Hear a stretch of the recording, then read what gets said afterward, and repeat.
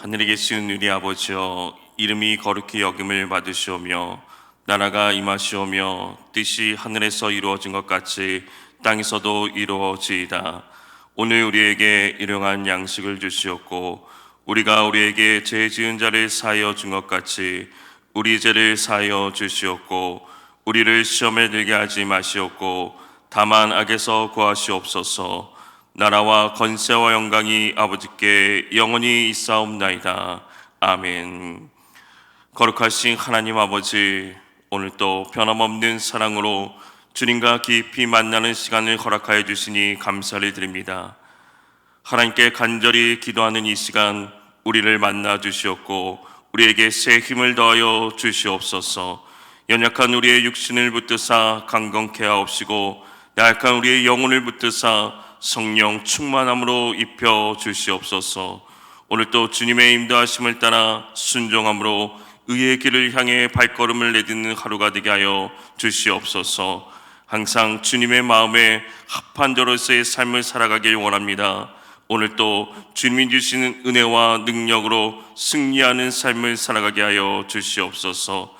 이 시간 주님 앞에 나올 때 귀한 예물 드리오니 그 드린 손길을 복되게 하사 간절한 기도의 제목도 주님 들으시고 응답하여 주시옵소서. 예물이 쓰여지는 곳에 하나님의 영광만이 나타나게 하여 주시옵소서. 예수 그리스도의 이름으로 기도합니다. 아멘.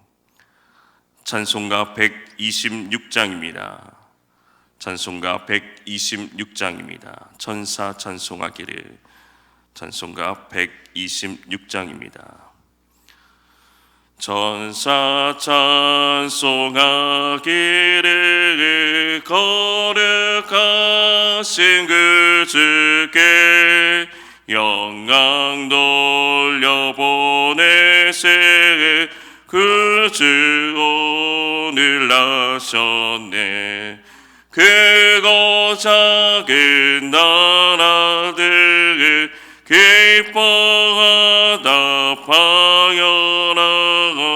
영광 받은 왕의 왕 베들레헴 나신 주. 영광 받은 왕의 왕 베들레헴 나신 주. 오늘 나신 예수는 하늘에서 내려와 처녀 몸에 나셔서 사람 몸을 입었네. 세상 모든 사람들 영원하신 주님께 영광 돌려보내며 높이 찬양하여라. 영광 돌려보내며 높이 찬양하여라. 그러그신 예수는 평강의 왕이시고 세상 빛이 되시며 우리 생명 되시네. 죄인들을 불러서 거듭나게 하시고 영생하게 하시니 왕께 찬양하여라. 영생하게 하시니 왕께 찬양하여. 이로우신 예수는 평강의 왕이시고 세상 빛이 되시며 우리 생명 되시네. 죄인들을 불러서 거듭나게 하시고 영생하게 하시니 왕께 찬양하여 영생하게 하시니 왕께 찬양하여라. 아멘. 하나님의 말씀은 누가복음 2장 51절에서 52절 말씀입니다. 누가복음 2장 51절에서 52절 신약성경 90면입니다. 누가복음 2장 51절에서 52절 말씀을 함께 읽겠습니다. 예수께서 함께 내려가사 나사렛에 이르러 순종하여 받드시더라. 그 어머니는 이 모든 말을 마음에 두니라. 예수는 지혜와 키가 자라가며 하나님과 사람에게 더욱 사랑스러워 가시더라. 아멘. 오늘 하루도 예수 그리스도의 이름과 능력으로 승리하는 삶이 되시기를 주님의 이름으로 축복합니다. 2021년 1월 예수님의 성품은 지혜입니다. 지혜는 하나님의 가치 기준으로 삶의 상황을 보고 반응하는 것을 말합니다. 오늘의 소주제는 하나님이 주시는 능력으로 부모님과 선생님의 말씀을 귀담아 듣는다입니다. 어렸을 때 부모님 또는 어른들에게 많이 듣던 말이 있습니다. 어른들 말씀을 잘 들어라. 부모님 말씀을 잘 들어라. 특히 설날에 세배를 하면서 세뱃돈을 주시면서 덕담을 듣게 됩니다. 어렸을 때야 돈에만 관심이 있었기 때문에 덕담을 잘 듣지 않습니다만 그래도 돈만 받을 수는 없으니까 덕담을 듣습니다. 그때 잘하는 말씀이 무엇입니까? 부모님 말씀 잘 들어라. 어른들 말씀 잘 들어라. 건강해라. 이렇게 얘기합니다. 한마디로 순종을 잘하라는 것입니다. 아이가 커서 이제 학교에 가게 되었을 때 학교에 보내면서 뭐라고 얘기합니까? 학교에 가면 선생님 말씀 잘 들어라. 이렇게 이야기합니다. 다 순종을 하라는 이야기입니다. 부모님과 선생님의 말씀을 귀담아 듣는 게 왜 중요한 일일까요? 오늘 본문 말씀은 12살 된 예수님의 유년 시절의 이야기를 말씀하고 있습니다. 예수님은 12살 때 유월절 절기를 지키기 위해서 부모님을 따라 예루살렘으로 갔습니다. 유대인들은 13살이 되면 성인으로 인정하고 여러 절기를 지키기 위해 종교적인 행사에 참석을 하게 됩니다. 12살이었던 예수는 이제 그것을 준비하는 기간이라고 생각하며 요셉과 마리아는 예수님을 데리고 예루살렘으로 올라가게 됩니다. 이제 성전에 가면 그곳에서 하나님 앞에 예배드리고 여러 가지 하나님에 관한 것을 율법을 배우게 됩니다. 예수님은 예루살렘에 올라와 절기를 지키고 돌아가는 일행에서 떨어져 예루살렘에서 머물게 되었습니다. 그 사실을 알게 된 요셉과 마리아는 찾으러 올라가게 됩니다. 찾아온 부모님께 예수님은 어찌하여 나를 찾아오셨습니까? 내가 내 아버지의 집에 있어야 할 줄을 알지 못하셨습니까? 라고 오히려 책망하듯이 말씀하셨습니다. 아들이 아버지 집에 있는 것은 너무나도 당연한 일입니다. 내가 아들인데 아버지 집에 있는데 그것이 뭐 잘못되신 것입니까? 그렇게 말씀하고 있는 것입니다. 예수님께서 자기 자신이 하나님의 아들이라는 사실을 인식하셨습니다. 그래서 내가 하나님의 아들로서 하나님 아버지의 집 이 성전에 있다는 것은 너무나 당연한 일이기에 이렇게 말씀하신 것입니다. 아들이 아버지 집에 아버지의 말씀을 듣고 아버지의 뜻을 깨달아 알고 그 아버지의 뜻대로 삶을 사는 것이 순종하는 것입니다. 지금 예수님은 하나님 아버지께 순종하고 있는 것입니다. 하나님 아버지와 만나고 하나님 아버지와 교제하고 하나님 아버지의 말씀을 듣고 그 뜻을 깨닫고 하나님의 뜻대로 살기 위해 순종하고 있는 일을 하고 있는 것입니다. 순종이라는 것은 내 뜻대로, 내 원하는 대로, 내 좋은 대로, 나한테 유익한 대로 행동하는 것이 순종이 아닙니다. 나한테 불이익이 되더라도 나한테 손해가 되더라도 하나님 아버지의 뜻대로 따르는 것이 순종입니다. 예수님께서는 그렇게 하나님 아버지께 순종을 하신 분입니다. 예수님은 이 하나님 아버지께 순종한 것으로 끝나지 않았습니다. 오늘 본문 51절 말씀에 이렇게 말씀하고 있습니다. 예수께서 함께 내려가사 나사렛에 이르러 순종하여 받드시더라. 그 어머니는 이 모든 말을 마음에 드니라. 예수님은 하늘에 계신 아버지께 순종하였을 뿐만 아니라 이 땅의 부모님에게도 순종하셨습니다. 여기서 말하는 순종은 단지 일시적인 순종을 말하는 것이 아닙니다. 순종하여 받들다라는 말은 지속적으로 부모님께 순종하였다는 것을 말하는 것입니다. 예수님께서 하나님의 아들이라는 사실을 알고 있으면서도 육신의 부모인 요셉과 마리아에게 순종하는 삶을 사셨습니다. 육신의 부모님을 받들고 부모님께 순종하고 부모님이 일하셨던 그 직업을 함께 배우면서 목수의 아들로서 자라나게 된 것입니다. 예수님께서 아직 하나님의 아들로서 사역할 때가 되지 않았기 때문에 그때가 될 때까지 기다리면서 육신의 부모님께 순종하고 받들어 섬기셨습니다. 이렇게 하나님과 부모님께 순종하며 자라가신 예수님의 모습은 어떠한 모습으로 성장하였습니까? 오늘 본문이 52절 말씀에 이렇게 말씀하고 있습니다. 예수는 지혜와 키가 자라가며 하나님과 사람에게 더욱 사랑스러워 가시더라. 한마디로 예수님은 신체적으로, 정신적으로, 또 사회적으로, 그리고 영적으로 균형 있는 성장을 하신 것입니다. 누가복음 2장 40절 상반절 말씀에는 아이가 자라며 강하여지셨다고 말씀합니다. 그리고 52절은 키가 자라셨다고 말씀하고 있습니다. 먼저 신체적인 성장을 말씀합니다.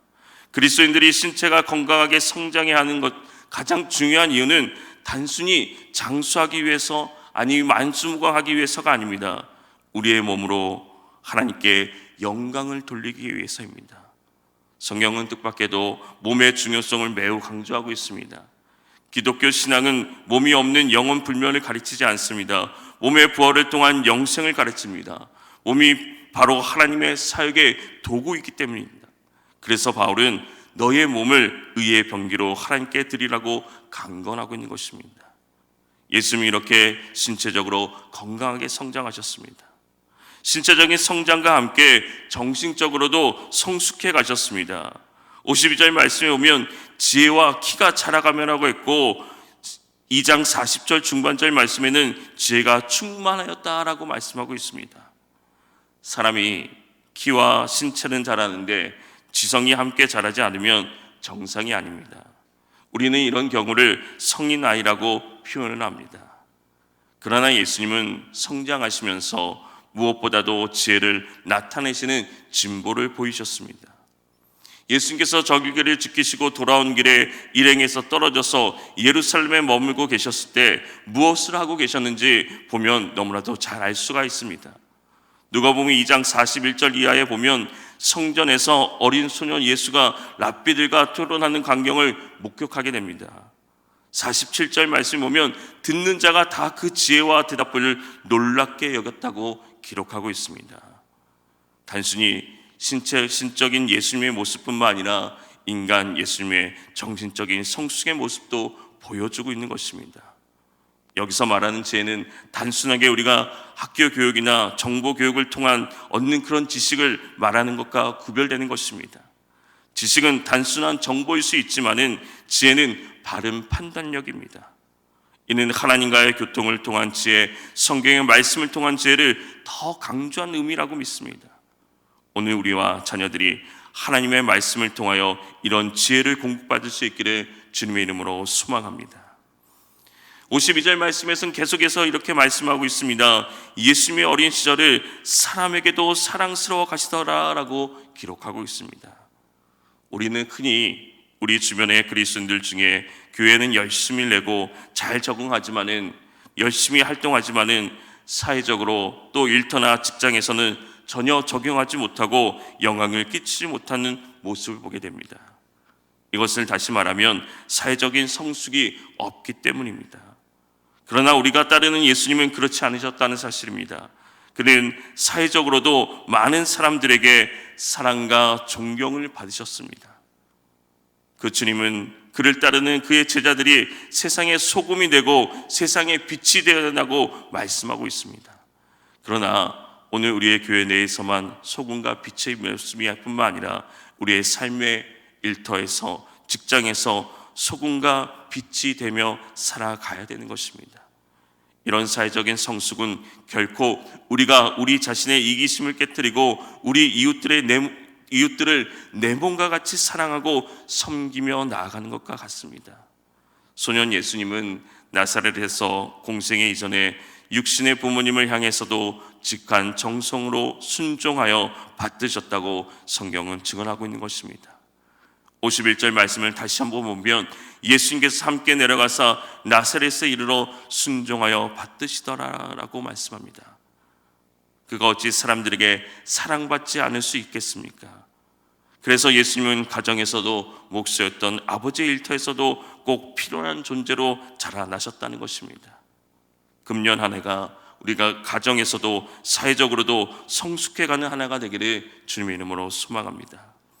소년 예수님은 무엇보다도 하나님과의 관계에서 하나님에게 사랑스러운 존재로 성숙해 가셨다고 증거합니다. 52절 하반절 말씀에 하나님과 사람에게 더욱 사랑스러워 가시더라고 말씀합니다. 누가복음 2장 40절 말씀에도 하나님의 은혜가 그의 위에 있더라라고 증언합니다. 인간 예수님은 또 항상 하나님의 은혜를 구하며 사셨습니다. 이것이 예수님의 기도하는 삶에서 잘 나타나고 있습니다.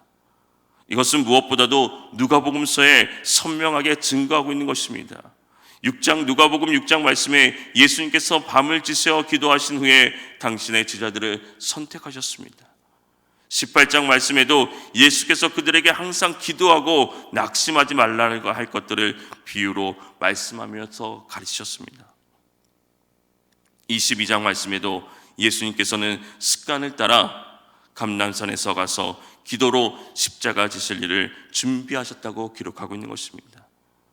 예수님의 평생은 기도를 통해 영적인 성숙을 경험하는 평생이었습니다. 우리는 어떻습니까? 교회에 나오기 시작한 이후에, 예수 그리스도를 믿기 시작한 후에 얼마나 기도를 통한 영적인 성숙을 경험해 오고 계십니까? 인성을 지닌 예수님의 육체적인 그 성장과 생활 배경이 12세를 끝으로 더 이상 성경에는 소개되지 않습니다.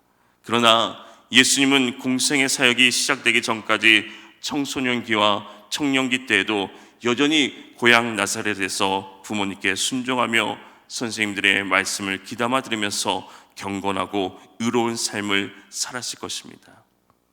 사랑하는 성도 여러분, 예수님의 성장 과정에는 하나님께 순종하는 것뿐만 아니라 부모님의 말씀과 선생님들의 말씀을 듣고 순종함이 있었습니다. 하나님의 말씀과 부모님의 말씀을 듣고 따라 살아가는 것이 결코 쉬운 일은 아닙니다. 때로는 내가 하고 싶지 않아도 해야 할 때가 있습니다. 그래서 언제나 하나님이 주시는 능력을 강구하며 살아가야 되는 것입니다. 우리의 가정과 자녀들이 하나님의 말씀에 순종하고 부모와 선생님의 가르침에도 올바르게 따라 살아가는 지혜가 있기를 주님의 이름으로 축원합니다. 거룩하신 하나님 아버지, 오늘 또 주의 말씀 앞에 순종하며 그 말씀대로 행하기를 원합니다. 주여, 지혜를 더하여 주시옵고 주의 능력으로 더딥혀 주시옵소서. 우리의 가정이 복되게 하사 자녀들은 부모의 말씀을 귀담아 듣게 하시고 부모들은 가정의 신앙의 교사로 온전히 세워져 하나님의 말씀을 가르치고 온전한 신앙인으로 자라가도록 힘써 양육하게 하여 주시옵소서. 우리의 힘이 아닌 주의 능력을 구하오니 주의 영이 충만케 하옵소서. 오늘 또 간절히 기도하며 나아갑니다. 우리의 간절한 기도의 제목을 들으시고 응답하시고 역사하여 주시옵소서. 주님의 성품인 지혜를 깨달아 알게 하시고 예수 그리스도의 성품을 닮아가는 삶이 되게 하여 주시옵소서. 예수님의 이름으로 기도합니다. 아멘. 주여, 주님의 말씀에 순종하는 삶이 되게 하셔서 또한 자녀 세대들이 부모와 스승의 가르침에 귀 기울이는 복된 삶이 되게 해달라고 주님의 이름을 간절히 부르며 기도하며 나가겠습니다. 주여!